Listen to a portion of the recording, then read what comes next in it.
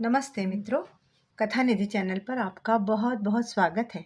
हमारी आज की कहानी का नाम है ईर्ष्या। तो चलिए कहानी शुरू करते हैं। गीता देवी ने गौर किया कि जब से विधि ससुराल से आई है, हर वक्त बड़ी खोई खोई सी रहती है। न हंसती है, न कुछ बात करती है, बस दिन भर लेटी ही रहती है। बेटी की ऐसी हालत देखकर गीता देवी का मन शंकाओं से घिर गया। कहीं ससुराल में किसी से झगड़ा तो नहीं कर बैठी? कहीं वरुण ने तो कुछ नहीं कह दिया इसे? अभी उसे विदा किए हुए सिर्फ 6 महीने ही तो हुए थे। इन 6 महीनों में विधि तो जैसे मुरझा सी गई थी। सरवन जी ने तो पूरी छानबीन करके ही विधि की शादी तय की थी। फिर ऐसी क्या बात हो सकती है कि विधि इतनी परेशान है? गीता देवी ने देखा, विधि अब भी तकिए के बीच मुंह गड़ाए लेटी थी। उन्होंने उसके बालों में धीरे धीरे हाथ फेरते हुए पूछा, विधि, अपनी मम्मी को बताओगी नहीं कि तुम क्यों परेशान हो बेटा? इस तरह चुपचाप खामोश रहने से, अपने आप को अंदर ही अंदर जलाने से क्या किसी समस्या का हल निकल सकता है? तुम तो एक पढ़ी लिखी लड़की हो और ये अच्छी तरह से जानती हो कि किसी भी समस्या का हल आंसू नहीं है। आज तुम इस काबिल हो कि अपनी समस्या खुद सुलझा सकती हो। और बेटी, संघर्ष ही तो जीवन का नाम है। जो संघर्ष करके हंसते हुए जीता है, वही सही मायने में जिंदगी जीता है। और जो आंसू बहाना ही जिंदगी समझता है, उसका जीना व्यर्थ है। चलो उठो बेटी, अपने आंसू पोंछो और मेरी तरफ देखो। बताओ, क्यों तुम इस तरह से मायूस हो गई हो बेटी? गीता देवी की बातें विधि पर असर कर गई। वह आंसू पोंछते हुए उठी, एक नज़र अपनी मम्मी पर डाली, फिर नजरें नीचे किए हुए तकिए पर उंगली फेरते हुए कहने लगी, माँ, मेरे ससुराल में मेरी कोई अहमियत नहीं है। वहाँ मेरा कोई स्थान नहीं है। सब लोग मुझसे बहुत दूर है। विधि को बीच में ही टोकते हुए गीता देवी ने पूछा, ये तुम कैसे कह सकती हो कि ससुराल में तुम्हारी कोई अहमियत नहीं है? हाँ माँ, यह सच है कि ससुराल में मेरी कोई अहमियत नहीं है। वरुण की नज़रों में मैं अच्छी बीवी नहीं हूँ। हर वक्त तू मैं होती रहती है। वहाँ हर फैसला, हर बात जेठानी यानी भाभी जी से पूछकर ही करते हुए। पूरे घर में उन्हीं की हुकूमत चलती है। वरुण के लिए तो भाभी जी सब कुछ है। उनके दिल में मेरे लिए कोई जगह नहीं है। महीने का पूरा वेतन तक लाकर वे भाभी जी के हाथ में दे देते हैं, जैसे मैं तो कोई हूं ही नहीं। और ये बात भी सच है कि वे लोग मुझसे गैरों जैसा ही व्यवहार करते हैं। अपनेपन से तो कोई मुझसे बात नहीं करता। वे लोग आपस में बहुत प्यार से और हिल मिल कर रहते हैं, पर मुझे उसमें शामिल नहीं करते। तन्हाइयों से भरा व्यर्थ जीवन गुजार रही हूँ मैं वहाँ। यह कहते कहते विधि थोड़ा सा रुकी। हाँ तो फिर आगे कहो, मैं पूरी बात जानना चाहती हूँ। मम्मी, मेरे भी कुछ सपने थे, इच्छाएं थी, पर अब तो ऐसा लगता है जैसे सारे सपने टूट चुके हैं, सारी इच्छाएं मर चुकी हैं। बस यही सोचती रहती हूँ कि ये पहाड़ सी जिंदगी कैसे गुजरेगी। शादी के बाद ऐसा भी कोई मुकाम मेरी जिंदगी में आएगा, मैंने नहीं सोचा था। ये कहकर विधि अपना चेहरा दोनों हथेलियों के बीच लेकर फूट फूट कर रो पड़ी। गीता देवी विधि की बात शांत मन से सुन रही थी। कुछ पल सोचने के पश्चात बोली, जाओ बेटी, उठो तो, मुंह धोकर आओ और मेरी कुछ बातें बहुत ध्यान से सुनना। मेरी बातों से शायद तुम्हें कुछ रास्ता नजर आ जाए या तुम कोई और फैसला कर सको। विधि ने आश्चर्य से अपनी माँ की ओर देखा। उनके कहने का अंदाज ऐसा था कि उसे लगा कि उसे मजबूत हाथों का सहारा मिल गया है। वह थोड़ी निश्चिंत भाव से उठी और मुंह पर पानी के छींटे डालकर तौलिए से पोंछकर माँ के पास आकर बैठी। गीता देवी विधि की ओर देखकर बोली, देखो विधि, तुम्हारा कहना मैंने सुना, पर मुझे ऐसा लग रहा है कि तुम गलतफहमी और नासमझी की शिकार हो रही हो। और शादी के बाद जो गलतियां अक्सर ही लड़कियां करती हैं, वही गलतियां तुम भी कर रही हो। कैसे? विधि ने आश्चर्य से माँ की ओर देखते हुए पूछा, ये क्या कह रहे हो मम्मी? तुम भी मुझे ही दोषी मान रही हो, जबकि मेरा तो कोई दोष है ही नहीं। देख बेटी, मैं उन माओं से नहीं हूँ जो अपनी बेटी की गलतियों पर पर्दा डालकर उनका हरा भरा उपवन उजाड़ कर देती हैं, रिश्तों को सुलझाने के बदले उलझा देती हैं और फिर किस्मत को कोसते हुए सारी जिंदगी रोती रह जाती हैं। परेशानी से दूर भागने का मेरा स्वभाव नहीं है। मैं उन्हें समझकर उनका मुकाबला करती हूँ, वही बात कहती हूँ। पहाड़ जैसी जिंदगी कैसे गुजारोगी? अब देखो, तुमने कहा कि सारे घर में भाभी जी की हुकूमत चलती है। तुम्हें उस घर में गए हुए सिर्फ 6-7 महीने तो हुए हैं, जबकि तुम्हारी जेठानी को उस घर में आए हुए करीब 10 साल हो गए हैं। तुम्हारे सास ससुर की मौत के पश्चात वरुण को उन्होंने ही अच्छे संस्कार और अच्छी शिक्षा दी है। तुम इनकार नहीं कर सकते इस बात से। वरुण भी अपनी जिम्मेदारी और कर्तव्य को जानता है। ये कितनी अच्छी बात है। उसे उनके स्नेह का भी एहसास है। गीता देवी उठकर 2 कप चाय बनाकर लाई। एक कप विधि को देते हुए बोली, विधि, तुम अपने स्वार्थ के लिए वरुण को अलग रहने के लिए कहती हो। तुम्हारे सपने क्या थे? तुम्हारी इच्छाएं क्या थी? ये तुम्हारी माँ होने के नाते मैं अच्छी तरह से जानती हूँ। तुम्हारा सपना था कि तुम्हारा एक घर हो जिसमें सिर्फ तुम और तुम्हारा पति हो। परिवार के झमेले से तुम दूर रहना चाहती थी। तुम्हें संसार में किसी की दखलंदाजी पसंद नहीं थी। तुम अपने मुताबिक अपने पति को ढालना चाहती थी। अपनी सहेलियों के साथ मौज मस्ती, यही तुम्हारे जीवन का उद्देश्य था। अपने शौक पूरे करने के लिए तुम अपने पति की कमाई पर पूरा अधिकार जताना चाहती थी। यही था ना तुम्हारा सपना शादी के बाद का? गीता देवी के सवाल का कोई जवाब नहीं था विधि के पास। गीता देवी ने खामोश विधि की ओर देखा और समझाते हुए बोली, विधि, वरुण तुमसे अलग हो सकता है, पर उस परिवार से नहीं अलग हो सकता। उस परिवार से जिसने उसे निस्वार्थ और निश्चल प्यार दिया है। वो प्यार आज तक तो तुम उसे दे नहीं पाई। पति पत्नी के रिश्ते में जरूरी होता है एक दूसरे के प्रति प्यार, विश्वास। जानती हो, जिंदगी को हंसते खेलते गुजारना चाहते हो तो रिश्तों को जोड़ना सीखो बेटी।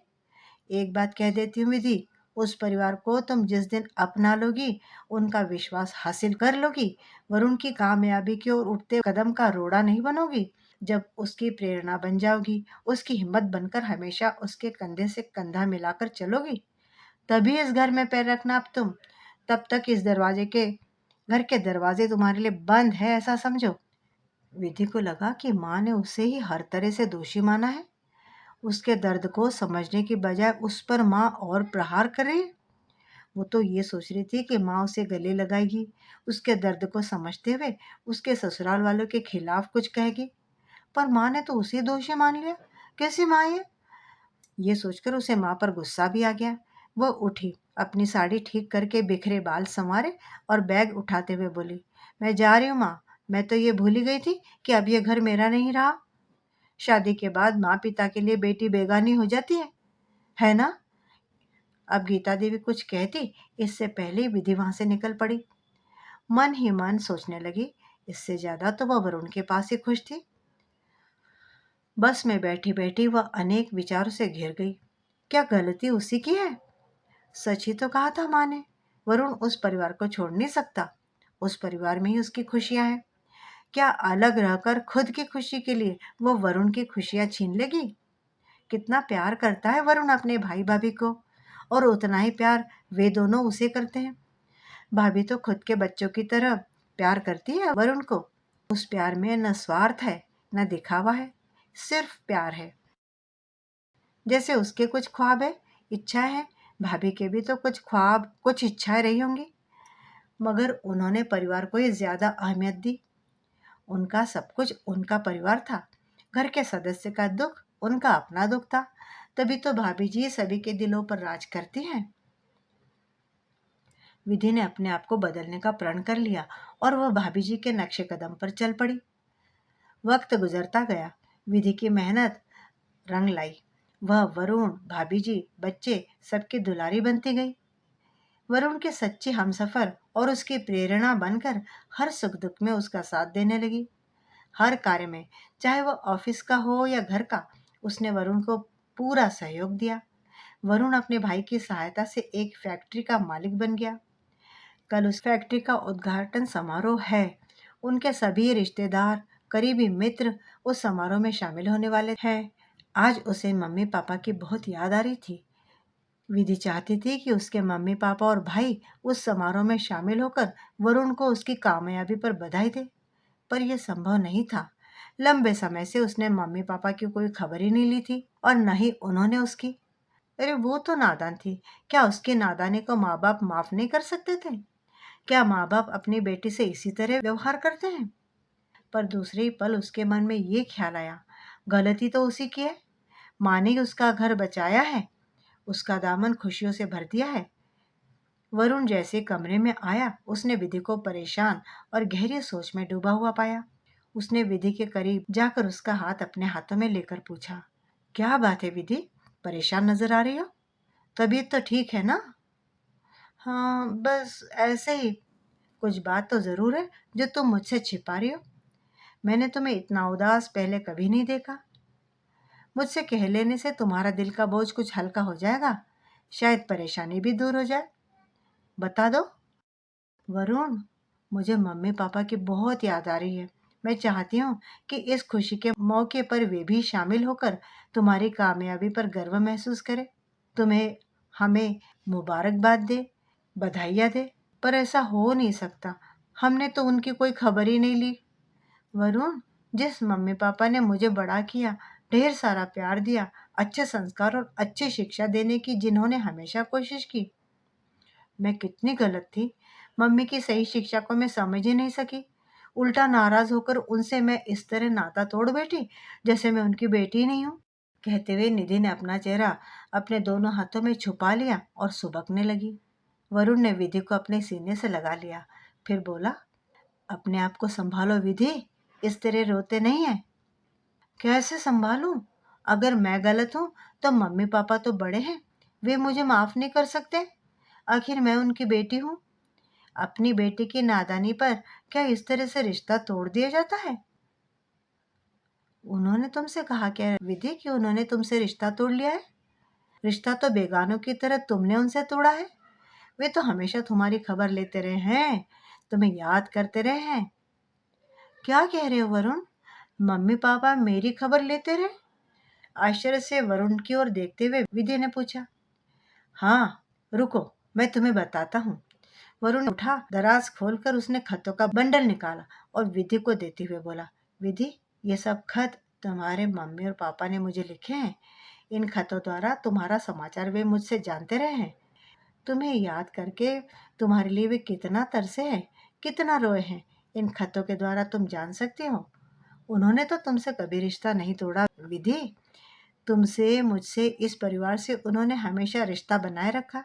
मैं तुम्हें यह सब बताना चाहता था, पर उन्होंने ही मुझे मना करके रखा था। क्यों? मम्मी पापा ने मना क्यों किया? क्या उन्हें मुझ पर विश्वास नहीं था? उस वक्त नहीं था, पर अब है विधि। वे चाहते थे कि तुम इस परिवार को अपना परिवार समझो, अपनी जिम्मेदारी से मुंह न मोड़कर उसे विश्वास एवं धैर्य से हंसते खेलते संभालो। और तुमने ये सब किया है विधि। आज इस परिवार से तुम इस तरह से जुड़ गई हो कि यह परिवार ही तुम्हारा सब कुछ हो गया। तुमने मुझे वो प्यार, वो खुशियाँ दी जो मैं चाहता था। तुमने हम सबका विश्वास हासिल कर लिया है। तुम्हारी मम्मी का जो सपना था वो तुमने पूरा कर दिया है। विधि, तुम चाहती हो ना इस खुशी के मौके पर तुम्हारे मम्मी पापा और भाई भी यहाँ आए? तो वे आ रहे हैं। भैया उन्हें लेने स्टेशन गए हैं। सच कह रहे हो क्या? मुझे तो अपने कानों पर विश्वास ही नहीं हो रहा है। कितनी खुशियाँ भगवान ने आज मेरी झोली में एक साथ डाल दी है। ओह वरुण, आज मैं कितनी खुश हूँ। अधीर होते हुए विधि प्यार से बोली और उसके गले से लिपट गई। अच्छा अच्छा, अब जल्दी से तैयार हो जाओ, वे लोग पहुंचते ही होंगे, वरुण ने कहा। इतने में ही गाड़ी का हॉर्न सुनाई पड़ा। हॉर्न सुनते ही बेताब होकर विधि दौड़ पड़ी। मम्मी पापा और भाई को देखकर विधि खुशी से अपने आंसुओं को रोक भी न सकी। माँ की सही शिक्षा से कभी न खत्म होने वाली खुशी और प्यार उसे मिल रहा था। वह माँ के प्रति और माँ की सही शिक्षा के प्रति अभिभूत हो गई, कृतज्ञ हो गई। एक बार उसके मन में आया कि अगर उस दिन माँ उसके साथ में मिलकर उसके ससुराल वालों की कुछ बुराई कर देती तो क्या आज उसने जो मुकाम हासिल किया है वो कर पाती। मित्रों, अभी आप सुन रहे थे कहानी ईर्ष्या। उम्मीद करती हूँ कि कहानी आपको ज़रूर अच्छी लगी होगी। एक लाइक ज़रूर कीजिएगा। आपको विधि की माँ का व्यवहार कैसा लगा? निश्चित है कि अच्छा ही लगा होगा। सामान्य माताओं से अलग उनका व्यवहार था। उन्होंने अपनी बेटी का उजड़ता परिवार बचा लिया। अगर वे ऐसा न करती तो क्या होता? अपनी राय कमेंट बॉक्स में ज़रूर लिखिएगा और चैनल पे नए हैं तो चैनल को ज़रूर सब्सक्राइब कर लीजिएगा। कहानी सुनने के लिए बहुत बहुत धन्यवाद। आपका दिन शुभ हो।